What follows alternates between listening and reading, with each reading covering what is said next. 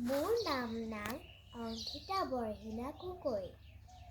মই আজি টাই আহোমসকলৰ মেডাম মেফিৰ বিষয়ে দুষাৰিমান ক'ম।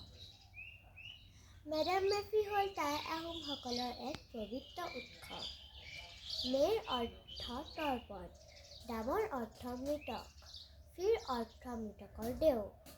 এই উৎসৱত আহোমসকলে পূৰ্বপুৰুষসকলক স্মৰণ কৰাৰ লগতে সকলোৰে মংগলৰ বাবে জন্মিং অৰ্থাৎ আশীৰ্বাদ বিচাৰে। এই উৎসৱ পালনৰ নীতি নিয়মক টাই আহোম ভাষাত খয়েকলাই বুলি জনা যায়।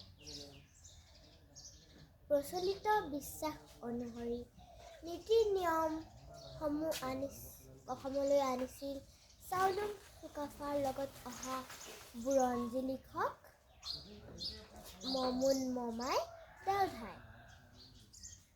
বৰ্তমান সময়ত প্ৰতি বছৰে জানুৱাৰী মাহৰ ৩১ তাৰিখে পালন কৰা হয়।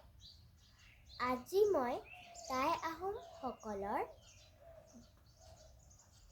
পৰম্পৰাগত সাজপাৰ পিন্ধি আহিছোঁ। এইটোক কয় টুপিটোক কয় পাৰো,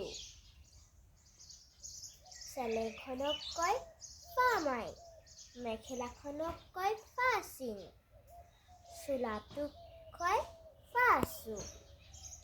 ৰং বয় বয়।